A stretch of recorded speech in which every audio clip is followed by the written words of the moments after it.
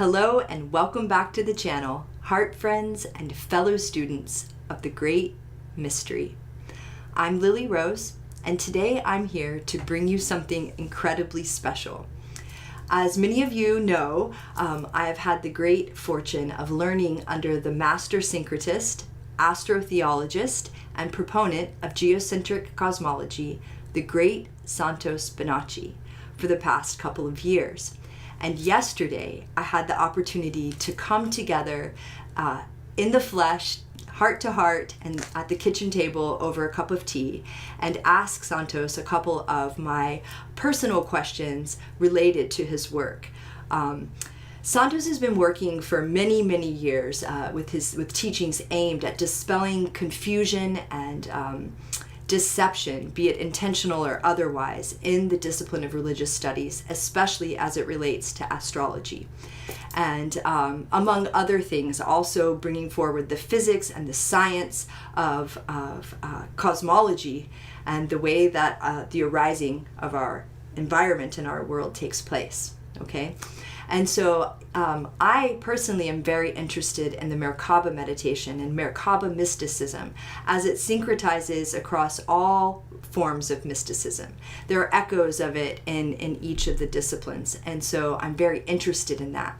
And so this was an amazing opportunity for me to be able to ask Santos some of my questions directly and get answers and make sure that my scholarship and what I'm working on is on the right track. Okay, so I recorded the session for you, and I hope that you enjoy watching this presentation. I also wanted to say that my impression of Santos has always been genuine and one of true heart-centeredness, but that was definitely my impression after sitting down with him in person. And it's very clear to me that Santos wants nothing more than to see each of us, all of his students, being the stars that we came in to be. You know, he would like to see us be illuminated with the light of the cosmos, centered in the heart, and syncretized in resonant luminescence. Like light upon light, we light it up, heartbeat after heartbeat. Right? So, let's see, I was going to say, so this aspect of what we're going to be talking about is a lot centered on the left hand, the blue shift, the left hand side of turn of the toroidal motion, okay? And a lot of it is my original work. So this video is really crucial for me because it provided an opportunity for me to check that work, okay? And then it still seems like I have work to do, right? But I'm on the right track, so that's awesome. The other thing I wanted to say to you guys is that people have been hanging out here on the channel a little while know that, like, I could really use a video cinematography team. That would be awesome. So the recording of this is a little bit, yeah, it's not perfect, okay? We did lose a clip in the middle, which we tried hard to recreate, and I think we knocked it out of the park. We did a great job. We finished strong, but you'll notice at times the camera goes in and out. That's my Canon, and because there were two people in the frame, it wasn't sure what to do. So your cinematography skills are needed if you are an expert, for sure.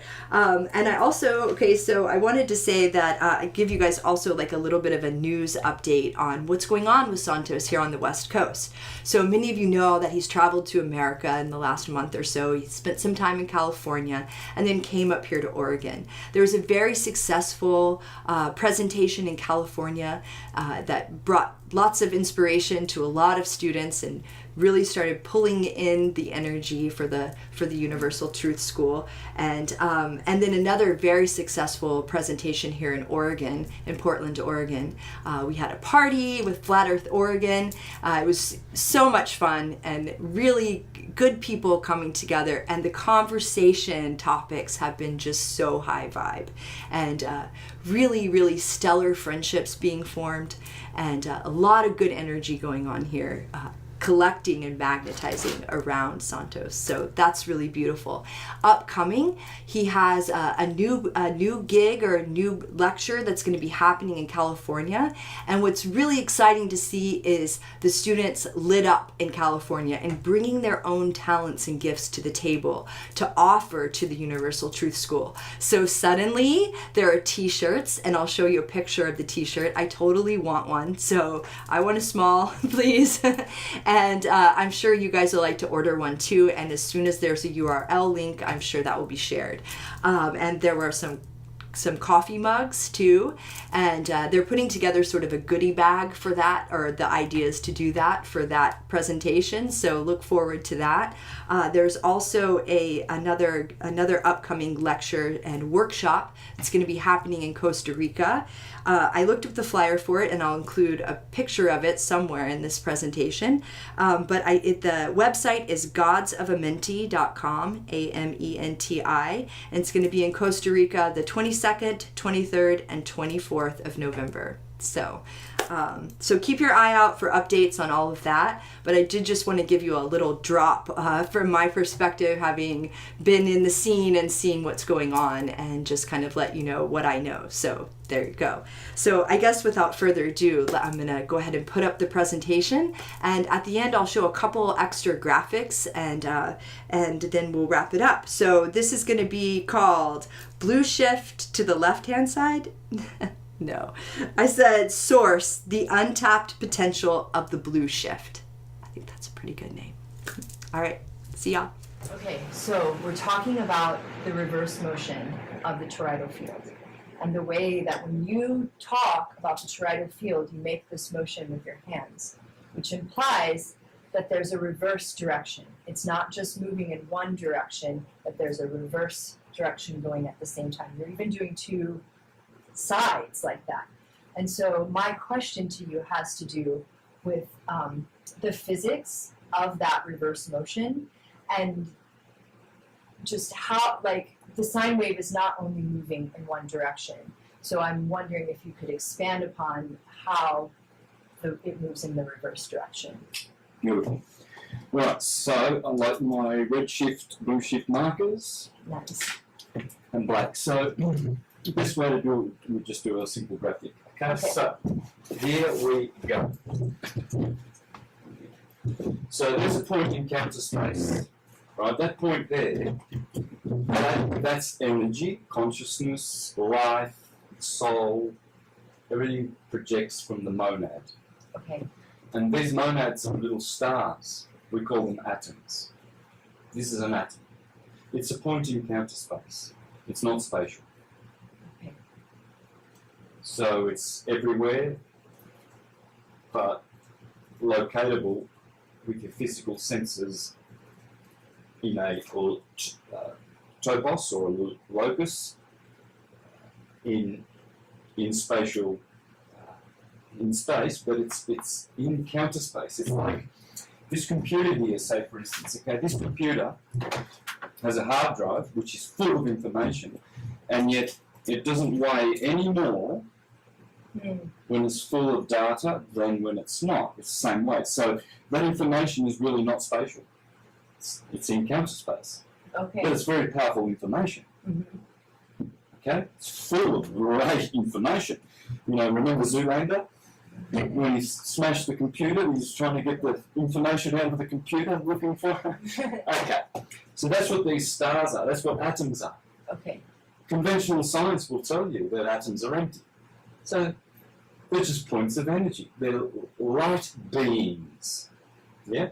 But these light beings, the monad cannot do anything in a physical material construct without projecting the energy out of it.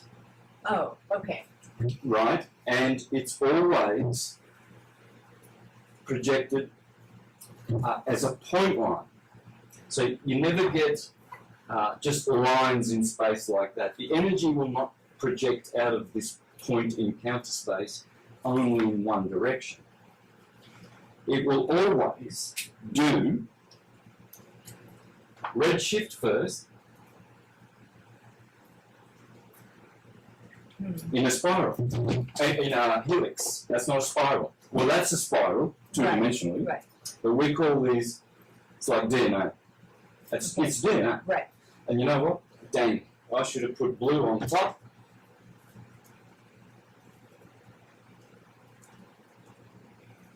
I need to be more accurate. Because blue shift goes first. It's always blue first, right? Well, I always use man is the measure of the universe. Right. So look at your woman, and have a look at your subtle body.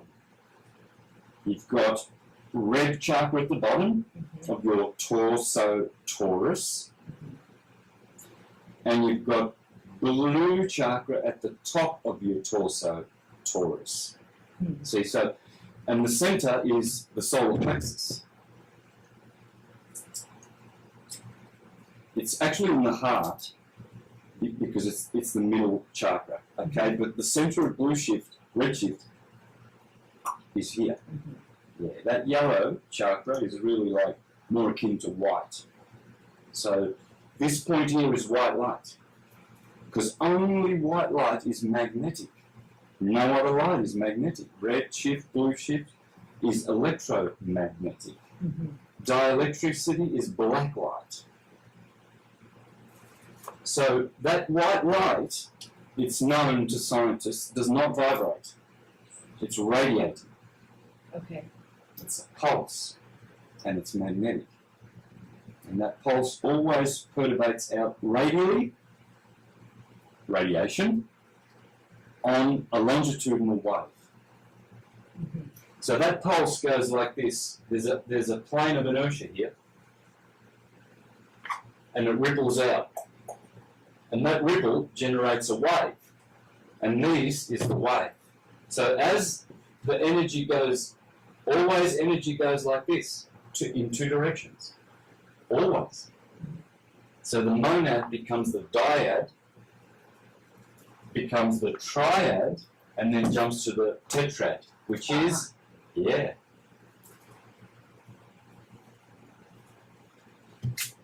So you'll notice I did redshift a lot bigger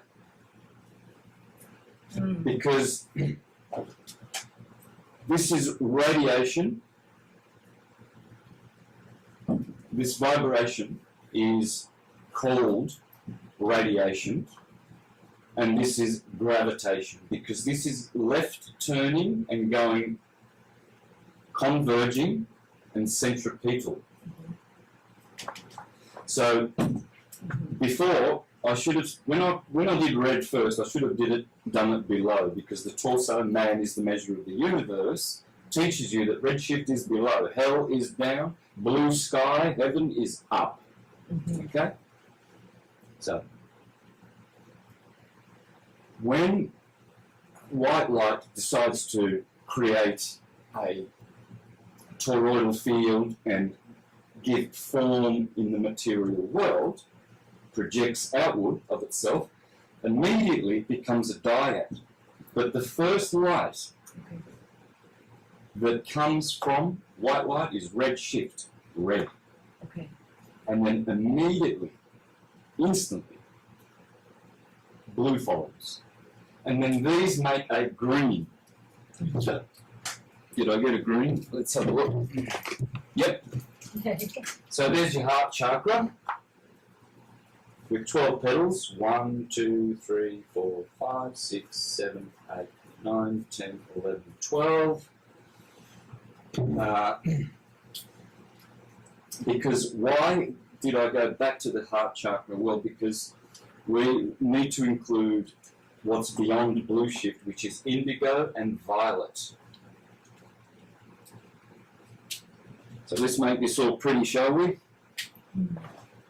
Great whiteboard I've got here. So this is makeshift because, you know. It's the whiteboard of requirement. Yeah. Alright, so let's go slow. So this is pulsating. And this is the plane of inertia of a toroidal field. Now you see here, this takes the shape of an hourglass. I'm going to make it wider at the bottom because blue light is a higher frequency.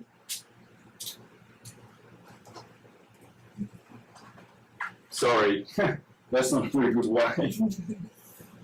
And red light, this will be better, is a longer wave. Okay. All right? So, and this part of the torus field will always be 0.618 times bigger than this. So this will be 1, and this will be 1.618, the ratio. Oh, okay. It's the phi ratio. Right. Phi. Mm-hmm. Okay, or phi. Mm-hmm. Okay, Okay. good. And then what happens now is you have a toroidal field. No particles. And that's an atom. Okay. So, neutron, the block wall, the plane of inertia. Because as the red light comes out centrifugally diverging, and then it comes back around to this point here, then it turns blue. The proton becomes an electron. Mm-hmm. You see, so when scientists are looking at the electron, and they say, oh, so many electrons, they are only looking at half of the toroidal field. Mm-hmm. Because I'll tell you that a carbon atom supposedly has 6 neutrons, right? 6 protons and 6 electrons. Okay. Well, yeah, because the field is expressing itself in the number of 6, Uh-huh. right? Okay. Yeah, because of how much power it has and what the frequency is. Because all the elements, thank you, Walter Russell, Mm-hmm. are frequencies. High frequency, low frequency. Right? Right. Good. Let me not jump ahead of myself because it's important to do this step by step.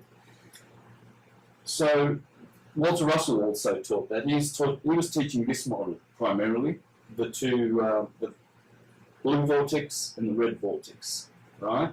But what you can see here is clearly you can see an hourglass.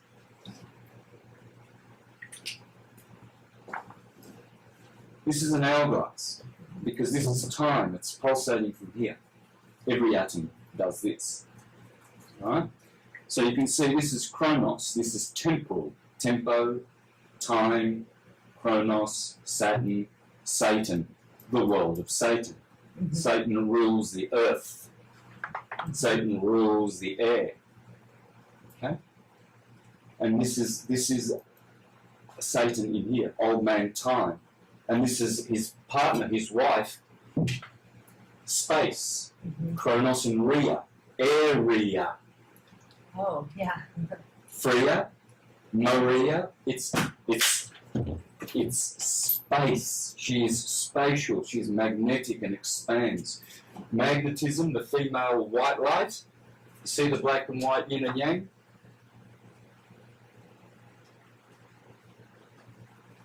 Mm-hmm. That's masculine. Yeah? Mm-hmm. This is feminine. This White. is yes. White light is feminine. It moves. Mag means to move. Mm-hmm. Magnetism, magnitude. See, white light generates this red shift, blue shift. So it Right. knows how to make space. Mm-hmm. Dielectricity, black light, that's resting light. It doesn't move. Rest, motion. Inertia, force. Force is feminine. Yes, it's not masculine. Huh. It's not. Masculine energy is resting. It's the black light. Hmm. That's in the ultimate, in its highest archetypal Uh-huh. It's like the Einstein. principal position. Yes, The Ein Sof. Okay. This is that's the higher. Ein Sof. Mm-hmm. Okay. Yeah, but they are a partnership. This is Krishna, black. This is Radharani golden white light. Huh, okay. It's always, Krishna is dielectricity. Krishna means to rest and black. And that's why you see Christ black and Madonna black. Because it's talking about black resting light. Okay, because that's what I was just about to ask. Do we see the feminine personified as that black light? Because I was thinking about the black Madonna and the dark goddess, and so I was thinking about that. So that's what's confusing me. But of course, the white light gives birth to the twins. The female gives birth to the twins. Mm-hmm. Good. Okay, yeah. So you will see the black feminine, you'll see it, but ultimately the highest archetype is white. The pure virgin of white light, Mary, means magnetism. Mm-hmm. Okay? And Joseph's another word for Saturn. Maria is Rhea. Okay. So whether you take the Christian or the Greeks have Saturn and Rhea, time and space. Mm-hmm. That's what it is. Mm-hmm. And then in the Christian scripture or Christian Greek scriptures, you've got Joseph and Mary are the mothers of the Lord. Well, Seth is Set, is Sat, is Saturn, is Satan. Mm-hmm. Time Mm-hmm. and space create a child, the Saviour, Jesus, which is this, the form, the Word made flesh. This is it. Right. This is how the Word is made flesh. Okay, so Still, though, so do you think that there are some systems where they personify the whole thing as feminine, like the goddess cultures and religions? Because I'm thinking like about Hecate, and that's all that blackness, like Troma, Troma Nagmo, she's real black, Sati and Kali. So the black goddess. It's just flipping this over, because through creation, everything expands and dilutes. The source is always pure and unchanging. Mm-hmm. And that's it. Masculine, feminine. Krishna means rest, so does Christ. Christ, crest, rest. Mm-hmm. And that's why the feminine would be evil, too, like taking the apple and doing the thing, because she's trying to make the world, trying to make the illusion by birthing the twins. Mm-hmm. Whereas if you get it into the phi ratio, you get it like balanced on the chariot, then you're doing the longitudinal and you're resting Yes. in that magnet. Yes. Okay, I get it. Yeah. Different than I learned. Thank you. Yeah. So really, this is dielectricity and this is magnetism. Okay. Because magnetism is force and motion. Inertia and acceleration is dielectricity. And when these two create abrasion against each other and they start agitating to make a wave, redshift, blue shift is born. Radiation, gravitation, fission, fusion, Okay. proton, electron, divergence, convergence, force and motion, inertia and acceleration. This is accelerating back into the black hole. This is going back into black light to rest, and then it's being forced out as white light. But white light cannot do anything or go anywhere in the physical world. It has to start vibrating. And that is that polarization of light, redshift, blue shift. Mm-hmm. That's this. So that's this hourglass. This is the hyperbola. So the Greek word hyperbola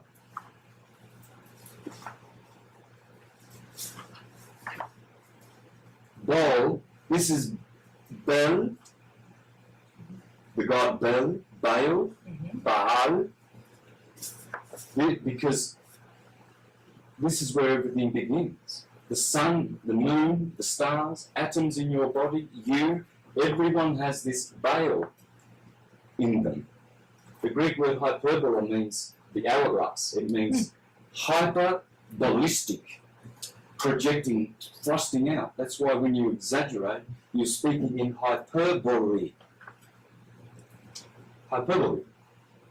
I told you 1,000 times, Louis, don't write on this book. And I only told you, what, twice. And you think, well, that's a hyper. Stop hyperbolizing with me, or stop speaking bull. Because bull, like a papal bull or anything, it's the word of God. So that word is actually sonoluminescence. It's sound and light. See, sound is going to be rippling in waves from that outward. That's magnetism. It radiates. It doesn't vibrate. It just goes. If you throw a pebble in a pond, you'll see this circle, then it gets bigger. That's magnetism. Its radial wave does never diminish. It always travels outwardly forever. And as it does that, propagating through the medium, air, ether, fire, whatever, it's going to encounter resistance. And that resistance will go like this. Red shift, blue shift. Right. But that wave there, it's temporal. It's not real, it's empty. It makes form, but it diminishes, it decays. It's a wave that decays. So this radial wave, radiation, propagating along this plane of inertia, the block wall, in every torus field, is now generating this red shift, blue shift. So you see, this is the quadrad. So monad, dyad, tetrad, including the neutron and the block wall. Now that's the trinity because we've got neutron, proton, and electron. But space projects out in 4 directions, or 6, but 4 as the tetrad, or the tetragrammaton, or the tetrahedron. Fire, the polyhedra of fire. It's got tetra in it. It's about 4, and that's and that fire is this, right? Because how do we know? Well, proton. So what I said was this is the neutron, dielectricity, black light, really, black hole. That's a black hole and a white hole. It's a black sun and a white sun. All atoms are like this. They're black and white. Black is the light going out back into counter space. White is the light coming out to make your torso torus. And red shift, blue shift is the form that you have. So this veil becomes phal. And it's the phallus. That's the phallus, the obelisk. And this is the torus, is the uterus. Uterus. And that's feminine, space, male phallic, time. So here you have, why do they have maypoles? Why do they have the Holy Cross in the name of the Father, the Son, and the Holy Spirit? Why? Because your body is the cross. Yeah? That's the tomb. There you go. That's the letter T for your anatomy, because the light is entombed in the body. You come from a womb, and then you end up in a tomb. Right? And this is the tomb. It's anatom. Atom. All is atom. All is atom. This is the tomb. Tomb, you can say atom or Adam. Same thing. So, Tom, without the A, Tom means twin. You see, because all atoms are twins. The dyad, duality, the demiurge. See, this is the source God creator. This is the demiurge who's red Satan and blue Krishna, good and evil, cold and hot, feminine, masculine, or vice versa. They've got boys. No, it's true. Girls are pink, And boys are blue. There you go, got it right. You Roses are yeah, red. this is I've had a problem and you just syncretized it. It's like my brain's went. Yeah. This does everything for your brain. This Right. brings you into direct knowledge. But why is the blue pillar the moon? And I would associate the moon with the goddess. You know, so when you look at Jacqueline and Boaz, the moon is above the blue pillar. Mhm. You know? Yeah. So I'm just like, that's what threw me off with that. I mean, I think it's just conflations of I think you can look at it both ways. And that when you cross the hemispheres with the red and blue, there's a lot of confusion in the occult world on this. I know. See, blue shift is also here. It's also here. So there's not just blue here and red here. Uh-huh. There's also red coming out at the same time. Yes. Right. But if that were so, you wouldn't be having legs at the ground all the time. You'd be, upside down as well. You'd be you'd be like you have to have that direction. So a magnet, rather than having poles, right? Mm-hmm. They've got red shift, blue shift. Mm-hmm. It's obvious what's going on with magnets. If you look at the work of Ken Wheeler, he puts magnets under a ferrocell. Okay, a ferrocell. So it's a magnetic viewing film, basically, with liquid, metallic liquid in it. So it brings out the light. So it's got LED lights all around the ferrocell, and he just puts it on all these magnets. And what you do is you see these Torus fields. Mm-hmm. I saw life springing out from it with the pig nose. It was amazing. It was like all of a sudden you actually saw it become to animate life, animating the holograph. Yes. Yeah, it's amazing work. Yes. And so, I found you sick. So, okay, where were we going with that? I was going to say something about what were you just talking about? I'm still thinking about masculine being blue. Yes. So I'm still trying to wrap my mind around Okay. that. Yeah. Yeah, so from source, that's the principal archetype. Mm-hmm. But they do flip over. So, Right. and the same with red shift, blue shift. You see, this is red is right turning energy. It's right turning proton. Oh, that's what I was going to do. Okay, proton. Yeah, this is a proton. Let's call this a proton. I'm going to put the R right over here because we're going to insert a letter in here to understand what exactly is a proton. Proton, red, electron, blue. Let's do it like this, eh? L is liquid.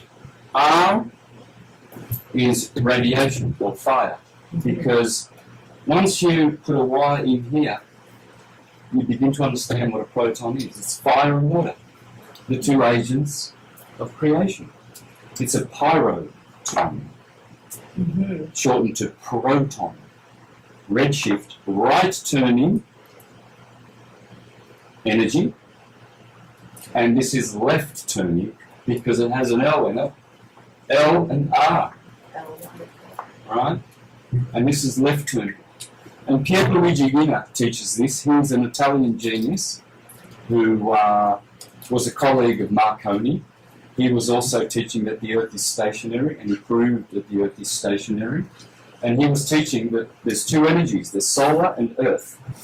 And the sun is moving through the ether, perturbating the field above our heads on the stationary Earth, and the energy is right turning. He studied the sun for 30 years.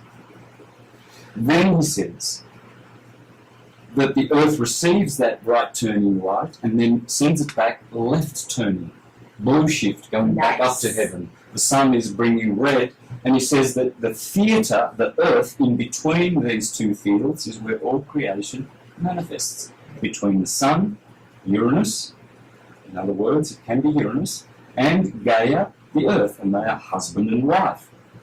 Now, Uranus is the firmament, the eighth sphere, above terra firma. So Gaia is terra firma, and Uranus is firmament. You see, both of those terra firma, firmament, are what keep the 7 planets underneath spinning and creating all the destiny of all humans in the world. And this is how it works. It's so simple. There's 3 things you need to remember. The neutron, proton, and electron, in that order. Okay? Like this. Dielectricity. That's the neutron. Magnetism, its partner, because these are, whoops, I did it again. Mag, to move. It's feminine, white, pure goddess. Rest and motion. And when they move, they create their only begotten Son, the Word that was made flesh. L. See, the real name of Jesus, was that the camera? No. So the real name of Jesus is Emmanuel. Oh, right. And his girlie, she is Magdalene. Magnetism and electricity. Okay? It's a good story. Yeah. Because all the stories... Okay, so we had a little camera mishap and we lost the end of our conversation. So we're going to try to recreate that and put some of the things that are on the board, kind of explain those a little bit more. Yeah, okay. So since I don't remember what exactly I covered, I know I haven't covered this, and I guess this and this. So the bowl being the most important central figure here is actually the arbol or arbor. So you see, here you see how this is the same word for tree in Spanish and Latin, but it's always this tree here, R and L being interchangeable. Remember, right turning, red shift, left turning, blue shift. And then we put this up. Okay. Right, because I think I was having cognitive dissonance still, trying to understand how the blue and the moon, you know, like the blue column of Joachim and Boaz, and how the blue went with the moon. And so I was still like trying to connect blue to water and feeling that was feminine, and you were going to go and you put this up here to kind of try to talk about it a little bit more from another angle. Do you remember that? Right. Okay. That's why up here, the interchangeableness of these two co-principles, co-eternal principles, is more natural. Here, and more distinct. It's usually at the highest level before its emanations and expansions. It's always feminine magnetism and masculine dielectricity, and always the Christ or Krishna is black, and his girl she's white and virginal and pure magnetism, Magdalene. So you've got Jesus' real name is Emmanuel, and his lady is Mary Magdalene. I think we covered that, but it's always going back to this Trinity. So why you'd have cognitive dissonance when you see why is blue loving and red harsh, or vice versa, Krishna's blue, Satan is red. Well, this yin yang here, this is the material one. This one here, this is the supernal one. Infernal, supernal. So this is the world of the demiad urge, the dyad. This is the monad world. Okay. Here. But this happens here, after it expands, you see. And so this is the South Korean flag.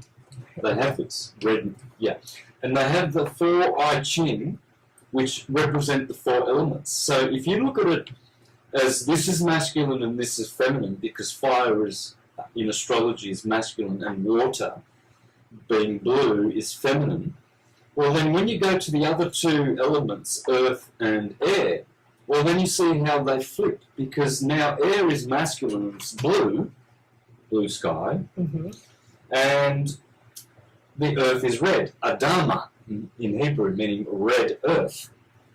So we have now, they're flipped over. You see, so in this world, of 4 elements. There's not 4 elements here. Now, so this is different than what we talked about before, but now I just caught something. So the fire and water are the spiritual elements. That's why we take initiation by fire and by water, right? And those two are reflecting it one way. And the more earthly elements, air, when we take our first breath, and earth, are seeing it the other way. So I think it's just the mirror image, and so I think that I was trying to ask you, why did they put the moon above the blue pillar? And I think we talked about how different mystical traditions have gone different ways with this. When you cross the hemispheres, it gets confusing and people understand it different ways. But there's also the idea that the stars looking down or the planets looking down are embodying it in mirror image from us. Yes. Like that Hermetic symbol. It has to flip. For instance, hydrogen, what's water made of? Water is feminine. Hydrogen and oxygen. Now, both of those are very flammable. Okay. But see, when they combine, they flip polarity and become non-flammable and feminine. Uh-huh. You see? Uh-huh. So this is what's going on here. Fire and water are the 2 active agents, or the 2 active humours in astrology, because they are hot and cold. But earth and water, earth and air, they are passive, patients. They're not agents of creation. So fire and earth, fire and water, they get everything done. They are the agents and they are active. Mm-hmm. Whereas the air element and the earth element are passive, so they enable the creation. They let the fire and water pass through them. Mm-hmm. You see? I see. So it flips over. Yeah. Everything flips over when it expands. Mm-hmm. Would you still put the moon above the blue pillar? Or would you switch it? I would. Red moon, blue moon, you got red blood moon, you've got a blue moon. That's the sun is always depicted as blue and red as well. Red shift, blue shift. Mars is red, Venus is green, blue. It goes either way. And I think that's when Molly came in and said about how the moon was receiving the sun's light. And so there's even a confluence and a unity between that, and that was her point, which was a beautiful point. So, yes, that's right. Yeah. Yep. And then I think I asked you after this point about, I asked you if a sine wave if it would be a full sine wave this way around and a full sine wave this way, or if half would be going this way and half this way. Both are true. Half going out that way, and then so one would be going this way, and the other one would be going that way. But then it has to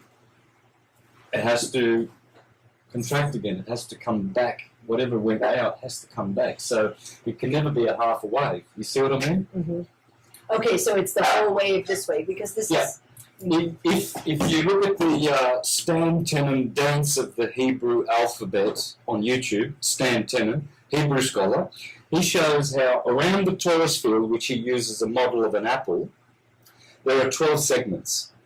And that's it, and that's what I teach. And he shows how you do it with an apple model of the torus field, and then he shows that the sine wave goes around here. It goes once around the donut. Mm-hmm. So, Dance of the Hebrew Alphabet. That would be another way of looking at it and understanding it.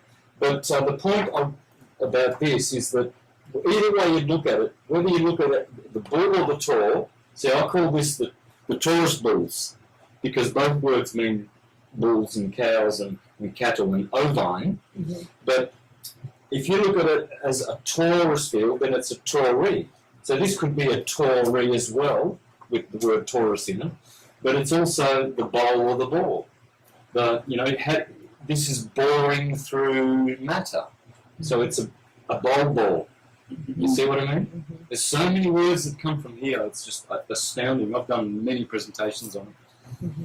And it's like, imagine a donut like that. It's cut down that way. It's like, we're looking into like those big arrows. Yes. It's like That's looking right. into the donut. Yep. And the other part's invisible to us. And that's kind of how it is in the reflection world. I think you can't see the flip side. And right there, if you look into it, you can see the donut center. The perpetrator field is, and then like, boom, donuts are coming. You took a big bite out of half of it. Yep. So it goes that way also. Well, that's right. Well, these are reciprocating and processing. Yeah. So not only are they doing this, they're Yeah. also going around and through. And it's called the Lamilla frequency, or electromagnetic retardation. And then Dan Winter teaches that if we get these motions in phase conjugated, synchronous, like if we get them synced up in a phase conjugated ratio, that we create a longitudinal wave. So this is why I'm so interested in the backwards motion, because I think that it's an untapped potential. Right, let's do that. So remember we discussed how all of this is going back to God's source. So we've got the source and the force. When they say let the force be with you, that's magnetism. And that's what those what are they called? Lightsabers, yeah. That's magnetism, that's the force. Oh, right. But the ones who are tapped into this energy don't have the force, dielectricity, because it's resting, it's still. It's not moving, it's still. This is power that you can use, that is used. This is the usable. So one is power, one is powerful, one is attractive, one is attraction, one is. I'm trying to think of all the analogies of how this works, but what happens is when you incarnate, you come out into the world and you have through a Torus, and you get a Torus torso. So this is how you come out into the world, and then everything goes back. This is where you reach virtually, at your middle age, and then you start going back to source. You know how people, when they get older, they're doing things to get back to heaven. Right. To the grandchildren, and then, right? So, but this is power. This is force. This is going to be your source. So when you meditate, you go into your heart, and you still these other waves, and you do this radiation wave, and you connect with everything in the universe, right? You're drawing from that force. And that's what you're talking about, because whatever wave goes out, there's always one coming in, and then going out in the opposite direction as well. But it's that coming in energy, which Schallberger calls the implosion cold energy, that is really most representative of this standing wave. It's this, because it's going back into it. This is coming away from it. That's why this is all to do with red, rage, radiation, radioactivity. This is radioactivity, rebel, all these very harsh R words. Now the reason being is because these two letters are called the two liquids. You see, and they are interchangeable. This is the lateral liquid. This is the rhotic. So basically, this redshift energy is like this, pulsating. This is the only letter in the alphabet which actually restores and goes back to that radiation wave, pulsating. That's why the letter R pulsates. Whereas this one, it's a flat line, yeah? And that's they are the two sounds of electricity. You listen to electricity and you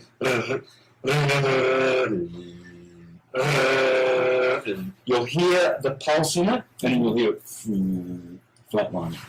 And this is what's going on. These are the two halves of creation: fire, proton, pyroton. The proton is nothing other than the pyroton, and this is liquid. L. Right.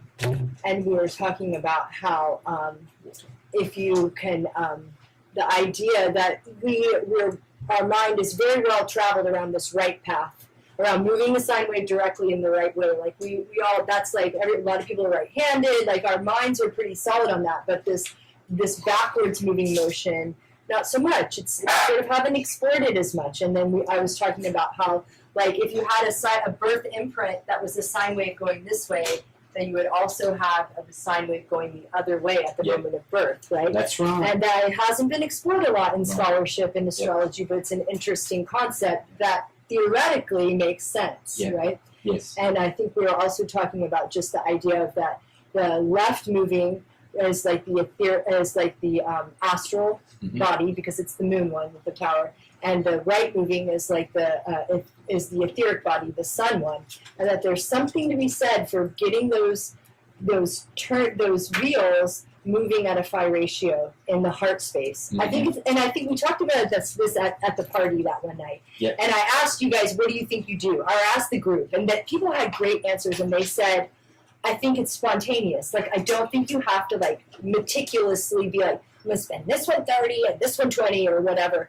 Like, I think you just come into the heart and it naturally happens. Yes, that's right. So that's where you will find your power when you meditate and you go into stillness. You'll find this black light, you know. That's why you close your eyes, everything's black, and it's still, you know. Whereas white light, you want to see things. It's moving. It makes you want to see things. Dark light puts your eyes to rest. Therefore, you use your third eye. So, and that's the eye of the bull. The eye of the bull. The bull's eye. Yeah? And so when you go into the heart, the core, right here, then you can draw from this energy. This is the future. This is the past. And this is the now. So that's where the now is, along that plane. You won't find it in the brain. You won't find it in the generative system. You won't find it in the power center. You won't find it in the liver and kidneys doing all these vibrations. But you will find it right here, you know, on this plane. And heart, this is the plane of heart, earth, theatre. It is, that doesn't really work as nice. Anyway, you can see that that's Right. THE, throw in another T, and heart becomes theatre. So it's here, along that plane. Once you understand that longitudinal plane and radiation is coming from your heart, then you can be centered. And you can draw from this energy, which is really the past. Because remember, this wave is going into the future. It has to be, because it's making the future. It has to be redshift. Okay. Yeah. And past, and this is past because it's going back to cause. You know, and where it's timeless. Here is time. Hence, you see all the sand is pouring through the centre of here, and then it's falling down to the bottom. Then you turn the hourglass around, etc. So there's your time-space continuum. Right. And this is the form that every atom, every sun, moon, every human, every animal, it's all this. They've all got an anatomy. There you go. All right. I think that was a good recap of where we were at. I Thank know. you. Thank you for recapping Thank that you. so we can finish. Yes. Thanks, sister. Yeah. Thanks, everyone. Thank Bye, you. guys. Bye-bye.